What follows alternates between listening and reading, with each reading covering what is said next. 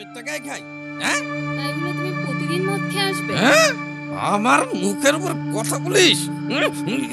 কি করছো? ছাড়ো, ছাড়ো, ছাড়ো মামা, কি করছো? ছাড়ো। মার আর্তনাদ ভেসে আসে ঘরের ভেতর থেকে।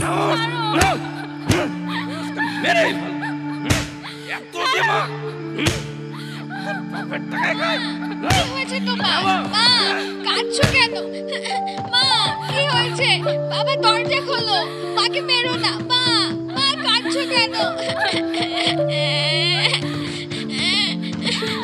মা।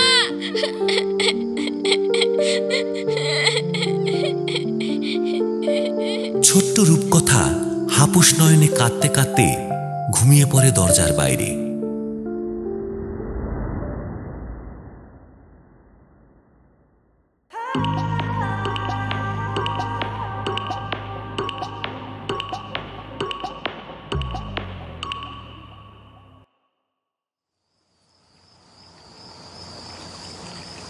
পীর বাবার পুকুরের গভীর কালো জলে গোধূলির আলো তলিয়ে যেতেই একে একে তারারা ফুটে উঠল সন্ধ্যের আকাশে।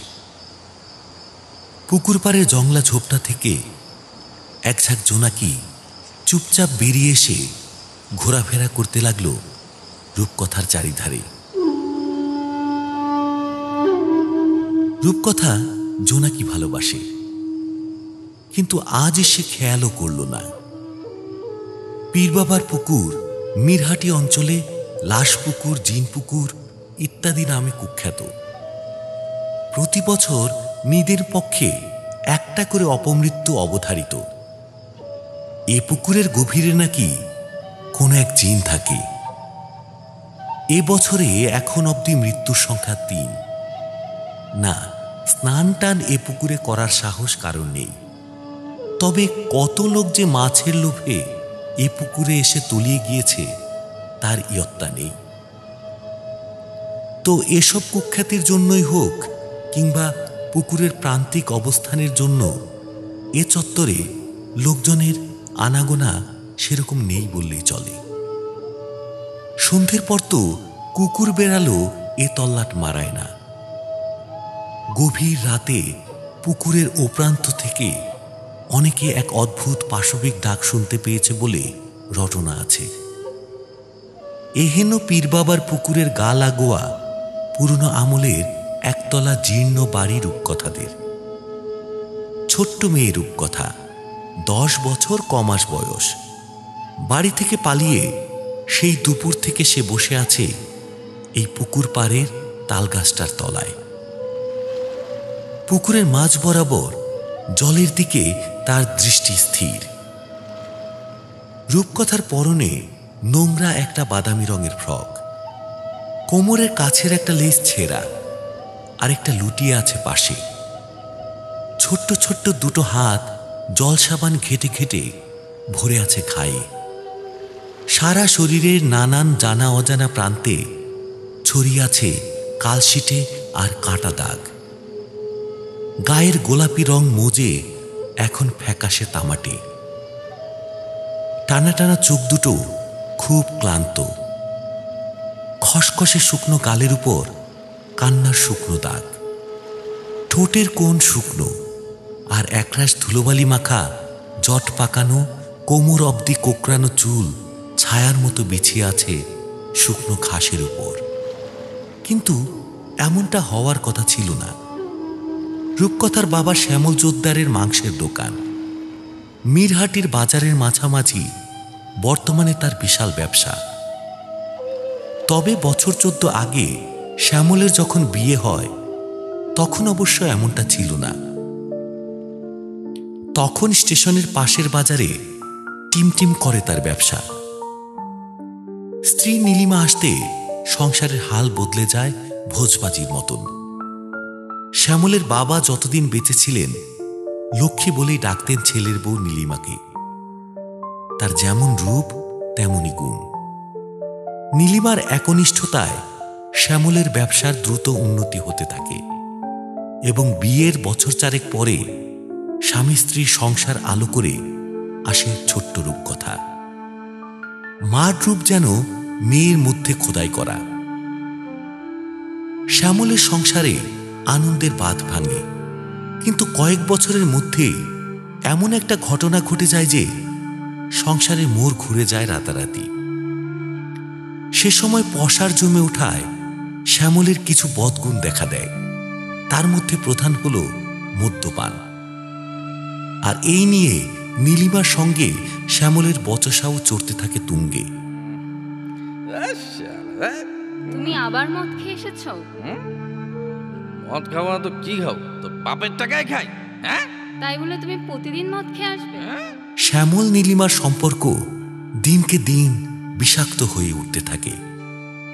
দিনের পর দিন নীলিমা সহ্য করে চলে শ্যামলের অকথ্য অত্যাচার। আমার মুখের উপর কথা বলিস? কি করছো? ছাড়ো, ছাড়ো। ছোট্ট রূপকথা লুকিয়ে লুকিয়ে সব দেখে।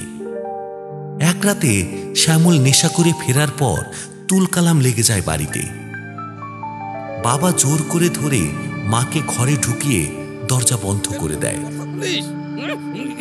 কি করছো? ছাড়ো, ছাড়ো, ছাড়ো মামা, কি করছো? ছাড়ো। মার আর্তনাদ ভেসে আসে ঘরের ভেতর থেকে। মেরে এত দেমা বাপের টাকায় খাই। কি হয়েছে তোমার? মা, কাঁদছো কেন? মা, কি হয়েছে? বাবা দরজা খোলো, মাকে মেরো না। মা, মা কাঁদছো কেন? মা।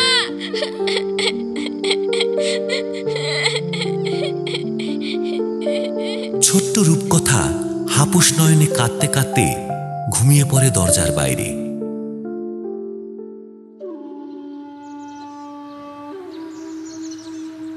পরদিন সকালে যখন ঘুম ভাঙে, বাড়ি খালি, মা নেই। রূপকথা ছুটে বেরিয়ে এদিক ওদিক খুঁজে বাড়ির পেছন দিকে যেতেই দেখতে পায় খিড়কির দরজার বাইরে একটা বড় সড়ো ভিড়। ওদিকটা দেখতো রে বাবারা। কতবার বলছি, কি একটা ভয়ে পাথর হয়ে যায় ছোট্ট পা দুটো। খিড়কির দরজার বাইরে একটা পায়ে চলা পথ, তারপরে ঝোপঝাড় জঙ্গল, আর তারপরে পীর বাবার পুকুর। নীলিমার দেহ যখন পুকুর থেকে তোলা হয় ততক্ষণে রূপকথার জ্ঞান নেই। মায়ের সঙ্গে আর দেখাও হয় না ছোট্ট মেয়েটার। এর 8 মাসের মাথায় আবার বিয়ে করে শ্যামল। পাত্রী সুলেখা। নতুন মা যখন বাড়ি আসে, রূপকথার বয়স 6.5। টুকটুকে ফুলের পাপড়ির মতন মিষ্টি মেয়ে সে। নীলিমার রূপে সবটুকু যেন সে পেয়েছে, এমনকি এক মাথা রাজকন্যের মতো চুলও। ওদিকে সুলেখা 2 চোখে সহ্য করতে পারে না রূপকথাকে। যত দিন যায় অত্যাচার বাড়ে। তারপর শত চেষ্টা সত্ত্বেও নিজে মা না হতে পারায় রূপকথা তার চক্ষুশূল হয়ে ওঠে। শ্যামলেরও যেন কোনো হুঁশ নেই। সুলেখা যা বলে তাতেই উঠে বসে সে। সৎমার অত্যাচারে ও বাবার অবহেলায় ছোট্ট রূপকথার ছেলেবেলাটা কোথায় যেন হারিয়ে যায়। ওই ছোট্ট বয়স থেকে বাড়ির যাবতীয় কাজের দায়ভার এসে পড়ে ওই ছোট্ট হাত দুটোর উপর। তার উপর সুলেখার অকথ্য অত্যাচার আর দিনের পর দিন খেতে না দেওয়া। সব মেনে নিয়েছিল রূপকথা। ছোটবেলা থেকে ঠিক ঝিয়ের মতো সব কাজ করা, স্কুলে পড়তে না পারা, এমনকি তার চুল বড় এবং সুলেখার মোটে একগাছা চুল, সেই রাগে ইচ্ছাকৃত তেল সাবানটুকু ব্যবহার করতে না দেওয়া, আরো কত কি। কিন্তু নিদেন পক্ষে দুটো ইচ্ছে মতন খাওয়াও কি পেতে পারে না সে? দিনের পর দিন এভাবেই কেটেছে। আধ খাওয়া, কখনো না খাওয়া পেটে অমানসিক পরিশ্রমে ধীরে ধীরে বড় হয়ে উঠেছে রূপকথা। মার কথা খুব মনে পড়ে রূপকথার। না খেতে পেয়ে পেয়ে চূড়ান্ত অশান্তির জেরে যখন সহ্য শক্তি পেরিয়ে যায়, সে চুপচাপ এসে বসে এই পীর বাবার পুকুর পাড়টায় তালগাছটার তলায়। আজলা করে এক পেট জল খেয়ে নেয়। জলটা যেন কত পুরনো, কত অজানা অতীত মিশে আছে এই পুকুরের জলে। জল খাওয়া হয়ে গেলে চুপচাপ গভীর জলের দিকে তাকিয়ে বসে থাকে রূপকথা। ঠিক আজ যেমন এসে বসেছে, তবে আজকের সঙ্গে অন্যান্য বারের একটা বিরাট অমিল। আজ কোনো অশান্তির জেরে চলে আসেনি রূপকথা। পুকুরের পাড়ের এই জায়গাটা কাল থেকে যেন ওকে টানছে। গতকাল থেকে কিছু খেতে পায়নি সে। পেটের খিদে মনের ভেতরেই মরে গেছে যেন। হাতের ঘাগুলো বিষিয়ে উঠেছে, তবু জ্বালা যন্ত্রণাগুলো যেন ধীরে ধীরে মিইয়ে আসছে। সে কি এক নেশায় বুঁদ হয়ে এসে বসে আছে আজ এই পুকুরের পাড়ে। কেন জানি না মনে হচ্ছে আজ ওর সব কষ্ট সারা জীবনের জন্য মিটে যেতে চলেছে। সন্ধে নামার পর পুকুরের জল এখন কাচের মতন স্বচ্ছ। চারিদিকে কোনো হাওয়া নেই। পুরো পুকুরটা যেন বিশাল একটা আয়নার মতন স্থির, যেখানে পুরো মহাকাশটা এসে বাধা পড়েছে শুধুমাত্র রূপকথার জন্য। রূপকথা মোহিত হয়ে চেয়ে থাকে সেই মহাকাশের গভীরতার দিকে। রূপকথার চোখ ভারী হয়ে আসে। খুব শিগগিরই যেন ঘুম নেমে আসবে। জোনাকিরা মিশে যায় অন্ধকারে। রাত বাড়তে থাকে অজান্তে। পুকুরের ওপারের সেই অজানা প্রাণী ভয়ঙ্কর গর্জন করে ওঠে।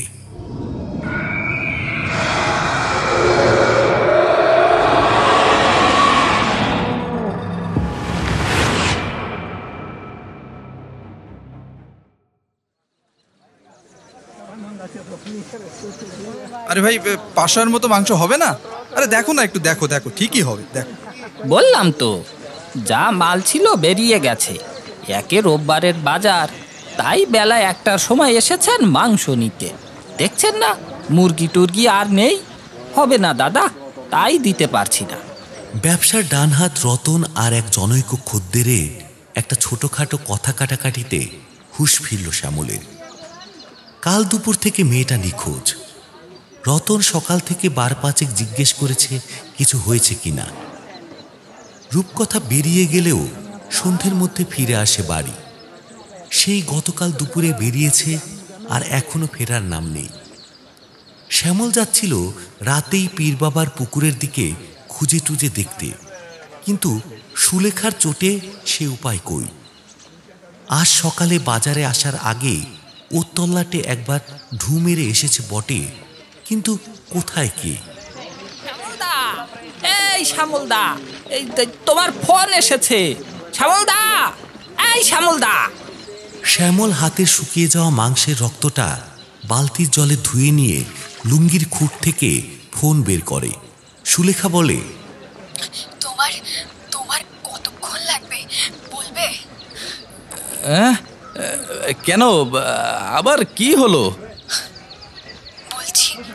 বলছি কখন আসবে তুমি? কেন, মেয়ে ফিরেছে? না না, মানে তুমি এসো, দেখবে। ফোনটা ঘটাস করে কেটে দিল সুলেখা। শ্যামল ধাঁধিয়ে যায়, কি দেখবেটা কিসে গিয়ে। কিন্তু পাল্টা ফোন করে প্রশ্ন করার সাহস তার নেই। শ্যামল দ্রুত সাইকেল নিয়ে বাড়ির দিকে রওনা হয়।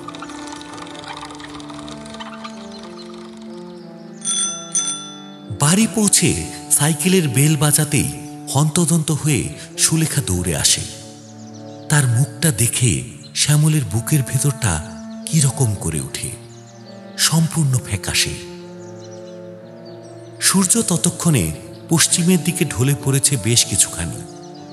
একটা নাম না জানা দুপুরের পাখি বিচ্ছিরিভাবে তারস্বরে ডাকছে আড়ালে কোনো এক গাছে।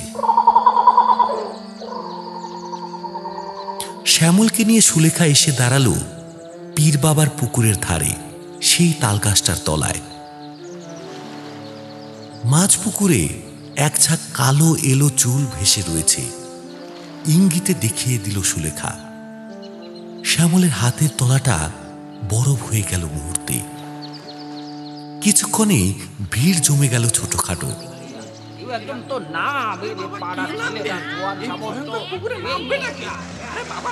লোকজন পুকুরে নামলো, কিন্তু উঠে আসলো স্রেফ এক গাছা চুল। তবে এই চুল যে রূপকথারই তা নিয়ে কোনো সন্দেহ নেই শ্যামলের। কিন্তু রূপকথা কোথায়? ঠাকুর ভাসানের পর প্রতিমার মাথা থেকে চুল যেভাবে খুলে যায় জলের সংস্পর্শে এসে, ঠিক তেমনি যেন কেউ মন্ত্র বলে রূপকথার চুলগুলো আলগা করে ভাসিয়ে দিয়েছে জলে। কিন্তু রূপকথাকে আর পাওয়া যায় না। এরপর দিন, সপ্তাহ, মাস কেটে যায়, কিন্তু রূপকথার খোঁজ পাওয়া যায় না। পুলিশও আশা ছেড়ে দেয়। এলাকায় রূপকথার নিখোঁজ বার্তা রটে যায় পীর বাবার পুকুরের আরেক শিকার হিসেবে।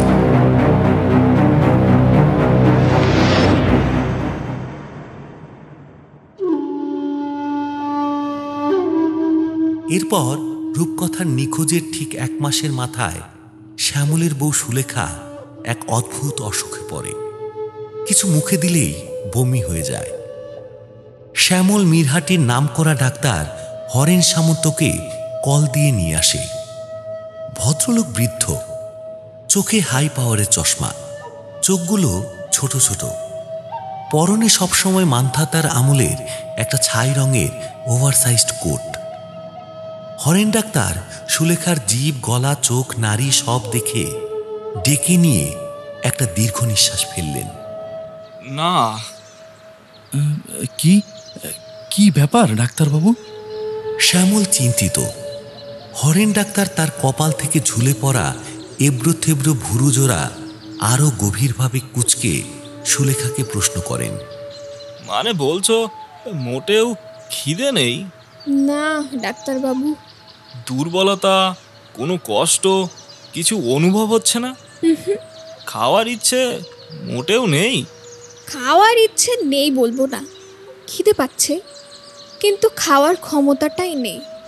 মানে কি যে অদ্ভুত একটা অবস্থা ডাক্তারবাবু, কিভাবে যে বলি। ভেতর থেকে খাওয়ার ইচ্ছে হচ্ছে, পেটটা ডাকছে, কিন্তু শরীর যেন নিজের আয়ত্তেই নেই। ওর জন্য কালকে তো একটু পোলাও করে দিলাম। আমার মন থেকে ইচ্ছে হলো খাই, কিন্তু মুখে ছোঁয়াতেই বমি।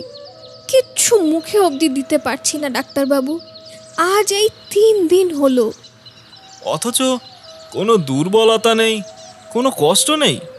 হ্যাঁ, ওই মাথা ঘোরানো টোরানো মোটেই নেই, কিন্তু এ কি জ্বালা বলুন তো দেখি ডাক্তারবাবু। খিদে পাচ্ছে অথচ খেতে পারছি না।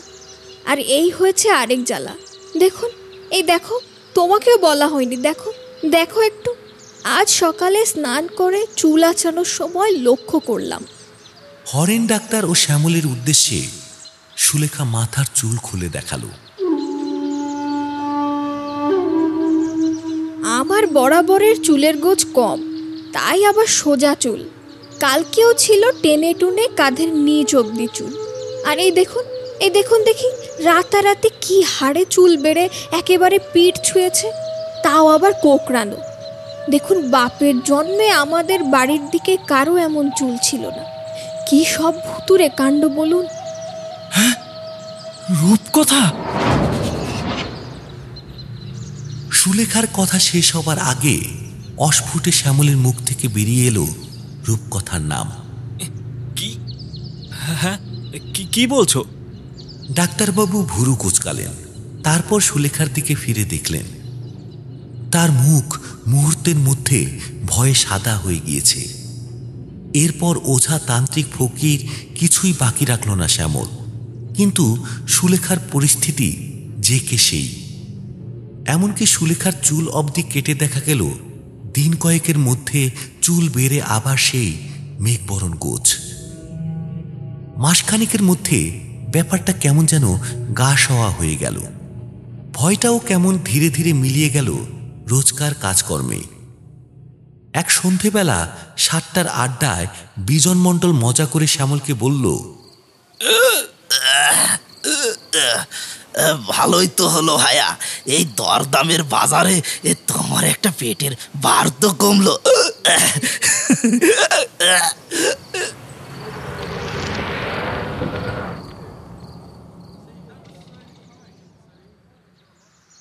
এরপর দিন দোকানে রতন একটা অদ্ভুত কথা বলল। ইদানিং শীতটা একটু বেশি পড়ায় দিন 5 শ্যামল দোকানে একটু দেরি করে আসছিল। শ্যামলের বাড়ির পেছনের দিকের পোল্ট্রি থেকে মুরগি বার করে ঝুড়িতে নিয়ে রতনই ইদানিং গিয়ে দোকান খোলে। রতন এদিন দুপুরে দোকান বন্ধ করার সময় বেশ চিন্তিতভাবে বলল, শ্যামলদা, এই শোনো না, আমার না মনে হচ্ছে পোল্ট্রি থেকে রোজ রাতে কেউ 2-1টা করে মুরগি হাফিস করছে। মুরগি হাফিস? কি বলছিস রে? তবে আর বলছি কি, জানি না তুমি আগে লক্ষ্য করেছো কি না, কিন্তু আমি রোজ মুরগি তোলার সময় আর রাখার সময় একবারে গুমটি করে নিই। তা আজ এই 4 দিন দেখছি রোজ রাতে যা গুনে আসি, পরদিন সকালে গিয়ে 1টা নয় 2টো মুরগি কম থাকেই থাকে। 2 দিন ধরে বলবো করে বলতে ভুলে গেছি। এই তুমি একটু দেখো দেখি। শ্যামলের কোনো এক অজানা কারণে ব্যাপারটা শুনে খুব সুবিধে লাগলো না। পোল্ট্রির খাঁচার চাবি তো তার তোষকের নিচেই থাকে, তবে কে সেই খাঁচা খুলে সেখান থেকে মুরগি সরাবে?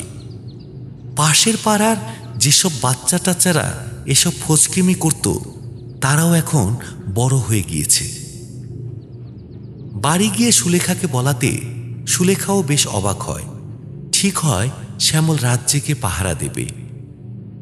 রাতে বাড়ির পেছনের দিকে দরজা খুলে টর্চ শাবল হাতের কাছে নিয়ে রাত জেগে বসে থাকে শ্যামল। রাত কেটে যায়, কেউ আসে না। এরকম দিন 2-1 পাহারার পরদিন সুলেখা খুব অসুস্থ হয়ে পড়ে। পেট ব্যথা, সঙ্গে জ্বর। রাত হতেই জ্বর আসে। শ্যামল পাহারা ছেড়ে জলপট্টি নিয়ে বসে থাকে সুলেখার পাশে। তারপর কখন চোখ লেগে যায় অজান্তে। তারপর মাঝরাত কিসের একটা আওয়াজে ঘুম ভেঙে যায় শ্যামলের।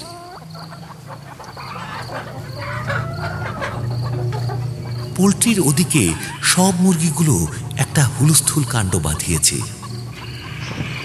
পাশ ফিরে চমকে যায় শ্যামল। সুলেখা নেই। ঘরে এখনো আলোটা জ্বলছে সেই আগের মতোই। ঘড়ির দিকে তাকায় সে। রাত 3:15 প্রায়। একটা মুরগি ইতিমধ্যে প্রচণ্ড চেঁচিয়ে থেমে যায়। বাকি মুরগিগুলোর হুড়োহুড়িটা কমে আসে। তবে কি সেই মুরগি চোর? এক লাফে উঠে পড়ে তোষকের তলায় হাত চালিয়ে শ্যামল দেখে চাবি নেই। কিন্তু এই অবস্থায় সুলেখাই বা গেল কোথায়? কিচ্ছু মাথায় ঢোকে না শ্যামলের। সে ঘরের দরজা টপকে মাঝের ঘরে চলে এসে দেখে বাড়ির পেছন দিকে দরজাটা ভেজানো, মানে ভেতর থেকে কেউ একটা বাইরে বেরিয়েছে। সুলেখা। বাইরের ঘরে আসার পর একটা অদ্ভুত শব্দ কানে আসে শ্যামলের। শব্দটা তার চেনা।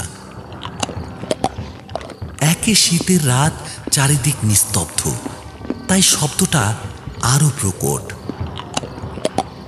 মাংস কাটা বা হাড় ভাঙার সময় যেমন মটমট করে আওয়াজ হয়, ঠিক তেমনটা। এই ঘরটা ঘুটঘুটে অন্ধকার। একটা টিকটিকি ডেকে ওঠে। শ্যামল পা টিপে টিপে এসে ভেজানো দরজার কাছে দাঁড়ায়। কাঠের সাধারণ 2 পাল্লা দরজা, বেশ পুরনো কাঠের। খুব সাবধানে না খুললে আওয়াজ হয়। শ্যামল প্রায় নিঃশ্বাস বন্ধ করে একটু চাপ দিয়ে ফাঁক করতেই চোখে পড়ে পোল্ট্রির খাঁচাটা, যার পা দিকে চোখ পড়তেই কিরকম অবশ হয়ে যায় শ্যামলের সারা শরীর।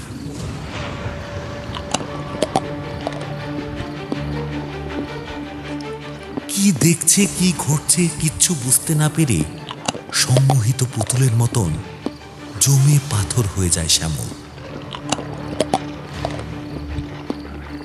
খাঁচার বাদিকটা ঘেঁষে সুলেখা ঘাসের উপর হাঁটু মুড়ে বসে, হাত দুটো হাঁটুর উপর রাখা, যেন ধ্যান করছে। আর তার মাথার ঠিক পেছন দিকটা ঠিক 5 গুণ বড় এক বিশাল মুখ ধারালো তার দিয়ে এক মনে হিংস্র জন্তুর মতন ছিঁড়ে ছিঁড়ে মাংস খাচ্ছে।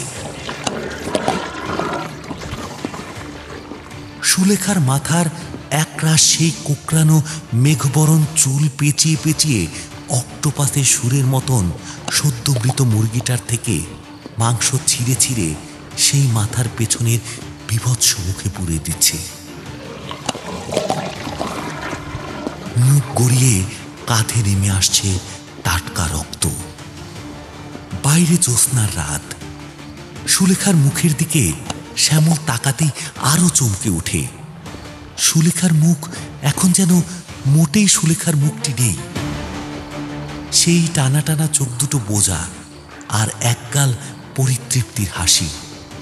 সুলেখার মুখটা যেন কোনো অলৌকিক বলে রূপকথার মুখ হয়ে গিয়েছে, অথচ সারা শরীরটি সুলেখার। হঠাৎ গিয়ে একটা অনুভূতিতে শ্যামলের সমস্ত ভয় বিষাদে রূপান্তরিত হয়।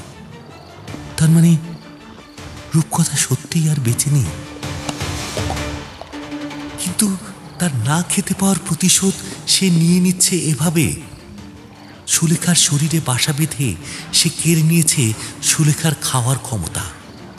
সুলেখার শরীরে সুলেখা থাকলেও সে অজান্তেই স্রেফ একটা বাধ্য মাধ্যম মাত্র, রূপকথার নতুন জীবনের বেঁচে থাকার মাধ্যম।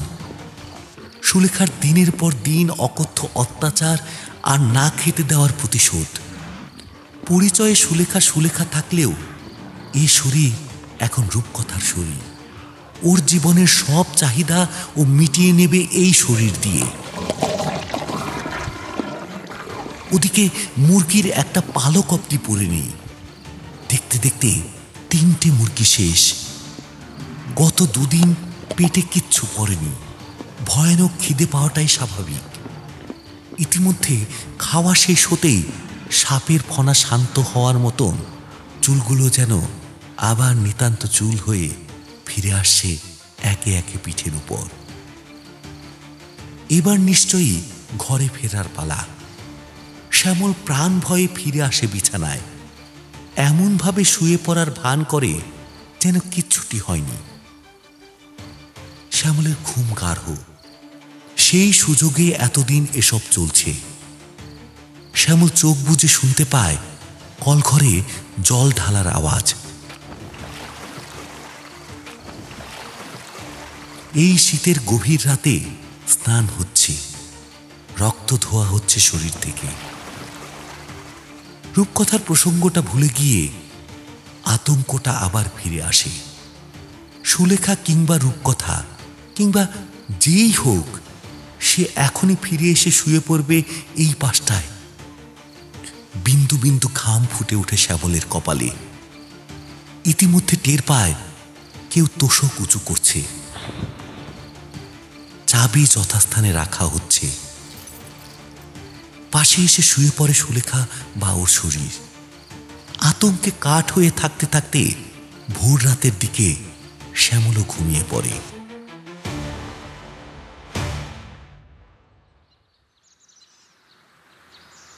পরদিন যখন ঘুম ভাঙে তখন আবার সব স্বাভাবিক, যেন কিছুই হয়নি গত রাতে। পুরোটাই দুঃস্বপ্ন। সুলেখা সম্পূর্ণ সুস্থ। সেই ডেকে ডেকে ঘুম ভাঙায় শ্যামলের। এই যে ওঠো, উঠে পড়ো, আরে উঠে পড়ো, ও আর তখন শুয়ে থাকবে? শোনো না, ওঠো, আরে ওঠো ওঠো ওঠো ওঠো।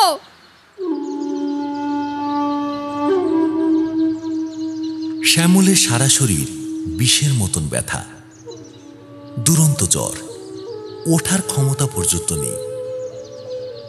সুলেখা ডাক্তারের থেকে বলে কয়ে ওষুধ আনিয়ে খাওয়ায়।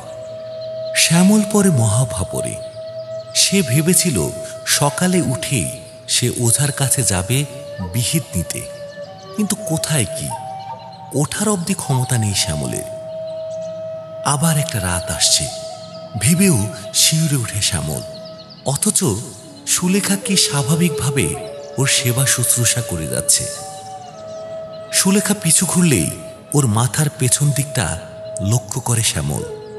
কই, কিছু বোঝার উপায় তো নেই, সবই তো স্বাভাবিক।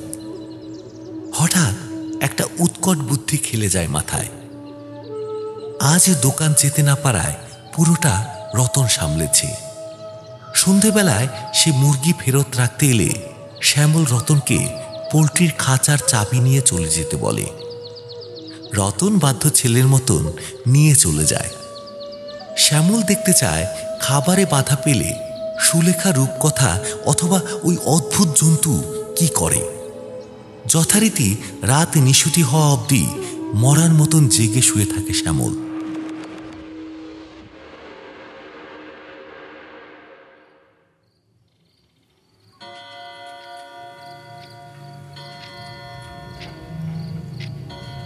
দেয়াল ঘড়িতে অন্ধকারের মধ্যে 3 বার শব্দ করে 3টে বাজতেই শ্যামল টের পায় সুলেখা বিছানা ছেড়ে নামছে।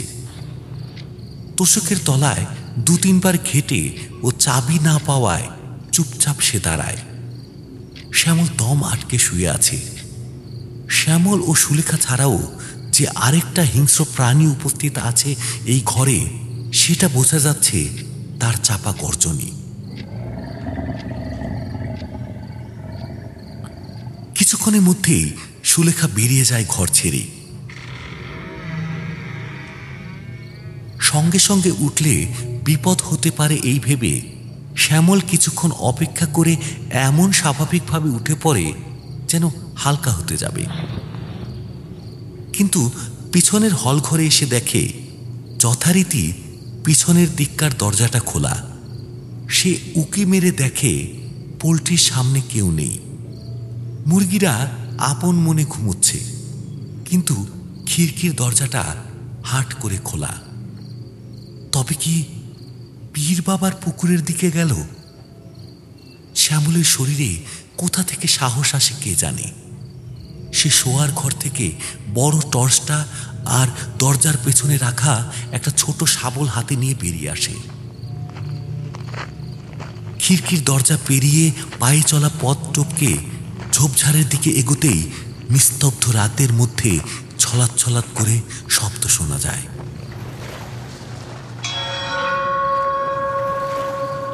হাড় হিম হয়ে আসে শ্যামলের।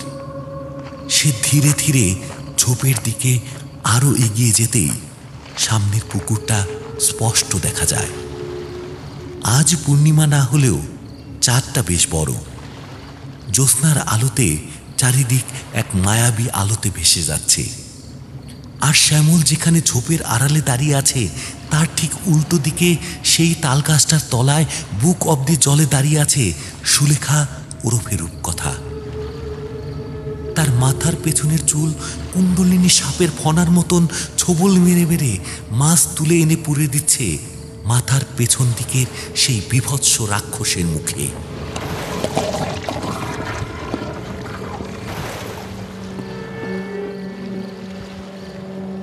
ওই দৃশ্যে শ্যামলের সারা শরীর ধীরে ধীরে অবশ হতে থাকে। এত দূর থেকেও খালি চোখে শ্যামল স্পষ্ট দেখতে পায় সুলেখার সেই মুখ আবার এখন ঠিক যেন রূপকথার মুখ হয়ে গিয়েছে। ইতিমধ্যে হঠাৎ পুকুরের ও প্রান্ত থেকে সেই লোকমুখে শোনা অজানা এক ভয়ঙ্কর ডাক দিক বিদিক খান খান করে দেয়।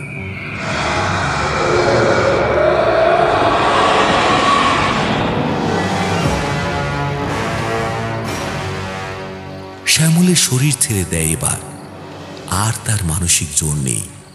হাতের টর্চ পিছলে পড়ে নিচের কাটা ঝোপে। কাটা গাছে আটকে টর্চটা জ্বলে আলো গিয়ে পড়ে পুকুরের ও প্রান্তে ঠিক রূপকথার উপর। সঙ্গে সঙ্গে মাছ খাওয়া থামিয়ে ক্ষিপ্র কুমিরের মতন এপার থেকে মুখ ফেরায় ওই দাতাল মুখটা। শ্যামল স্পষ্ট দেখে সারি সারি ধারালো দাঁতে ঠাসা একটা হিংস্র মুখ। কষ রক্ত গড়িয়ে পড়ছে দাঁত বেয়ে। মুখটা চুল দিয়ে ঢাকা, চুলগুলো সব কুণ্ডুলি পাকিয়ে সাপের ফনার মতন তার দিকে তাক করা। সে মুখে চোখ নেই, কিন্তু হাজার চোখের চেয়েও ভয়ঙ্কর সে এক অদেখা দৃষ্টি।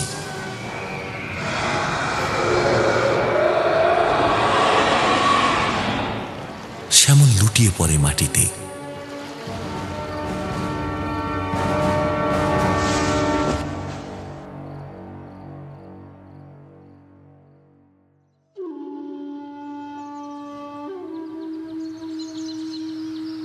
পরদিন রতন সকালে মুরগি নিতে এসে বাড়ি বন্ধ দেখে এদিক ওদিক খুঁজতে গিয়ে পুকুর পাড়ে ওই ঝোপে শ্যামলকে উদ্ধার করে।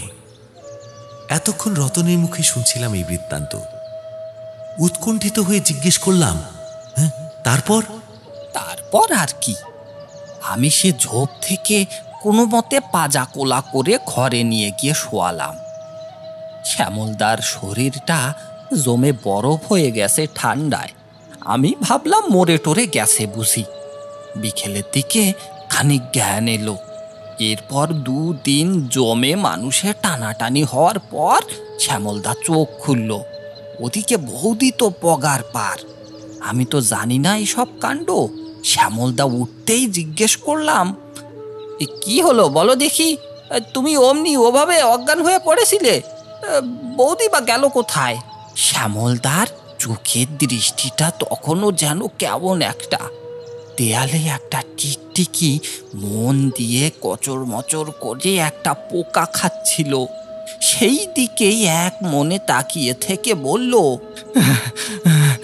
ও আর তোর বৌদি নেই রে, ও আর তোর বৌদি নেই। ও রূপকথাকে মনে আছে তোর? আমার মেয়ে, আমার মেয়ে। আর তারপর পাথরের মতো সোজা হয়ে বসে এক মনে এই ঘটনায় একেবারে এক নাগাড়ে বলে গেল। গল্প শোনা শেষ করে আমারই গলা শুকিয়ে এসেছে। কি বলছো শ্যামলদা? মাথার পেছনে মুখ, চুলগুলো সব সুর। হ্যাঁ, এই তোমার মেয়ে রূপকথা? শ্যামলদা আবার চুপ। তারপর আর কি, আমার ভাগ্যি। জ্বর ছেড়ে উঠেও শ্যামলদা দোকানে আসা বন্ধ করে দিল। হিসেব টিসেব শুনতে চায় না। তারপর এই ধরুন মাসখানেকের মাথায় লোকটা বদ্ধ উন্মাদ হয়ে গেল। সর্বনাশটা হলো আমার, কাজটা গেল। আর সেই থেকে এই মিরহাটি ছেড়ে এসে গোপীনাথপুরে আমার এই রিক্সা। হ্যাঁ, যে শ্যামলের ওই বাজারে অত বড় দোকান ছিল, এখন সে সেই বাজারেই শ্যামা পাগলা হয়ে ঘুরে বেড়ায়। হ্যাঁ, আর সেই রূপকথা মানে সেই মহিলার খোঁজ? পাগল নাকি? ও সব অপদেবতার খোঁজ কেউ করে? হরি হরি হরি হরি হরি হরি হরি। আমার এমনিতে একটু বেশি বকা স্বভাব। শ্যামলদার মুখে শোনা ঘটনাটা সমস্ত মিরহাটিতে ছড়াতে লেগেছিল 3 থেকে 4 দিন। পীর বাবার পুকুরের দিকে যাও 2-4টে লোক যেত মাছের নেশায়, তারাও ডরে গেছে। যাকে, আচ্ছা বাবু, মানে আমি না এবার আসি। হ্যাঁ, মেয়েটার দুধ কিনে নিয়ে যেতে হবে, বউটা বসে থাকবে। চলি। হ্যাঁ, নমস্কার। নমস্কার। রিক্সা ভাড়া মিটিয়ে দিতে রতন চায়ের দোকানের বেঞ্চি ছেড়ে উঠে পড়ে। রিক্সা নিয়ে অদৃশ্য হয় গলির বাঁকে। এদিকে আমার এতক্ষণে গলা শুকিয়ে এসেছে, পা কিরকম ভারী ভারী ঠেকছে। আমি স্কুলে ইতিহাসের শিক্ষকতা করি, ট্রান্সফারের চাকরি। এ স্কুল থেকে ও স্কুল। বেড়ালের বাচ্চার মতো নিজেকে বইয়ে বেরিয়েই জীবনের 44টা বছর কাটিয়েছি। নেশা বলতে লেখালেখি, বেশ কিছু বইও বেরিয়েছে। গল্প খোঁজার নেশার জেরে যেখানেই পাই গল্প শুনতে বসে পড়ি, সে রিক্সাওয়ালা হোক কি পাইলট। কিন্তু আজ রতনের গল্প শুনে আমার সারা শরীর ঠান্ডা হয়ে আসে। হতে পারে পুরোটা আমার কল্পনা, হতে পারে আমি বেশি ভাবছি, আবার রতনের গল্পটাও পুরোটাই মন গড়া হতে পারে। কিন্তু যে বিবরণ রতন দিল তা যে ফুতাকুচি ওনা নামক এক প্রকার জাপানের পুরাণের পিশাচের বিবরণ, তা নিয়ে কোনো সন্দেহ হয়নি। আর রতনের মতন লোক কিংবা রতনের মুখে শোনা শ্যামলের মতন লোকের এই সম্বন্ধে গবেষণা করে গল্প বানানোটা সম্ভব নয়। চায়ের দাম মিটিয়ে শত ভয় বুকে নিয়ে আমি বাড়ি ফিরে আসি। এখন আরেক শীতকাল। পরিচারিকা এসে গরম জল বাথরুমে রেখে যায়। আমি ওর দিকে তাকিয়ে থাকি। আমার শরীর ধীরে ধীরে যেন জমে আসছে।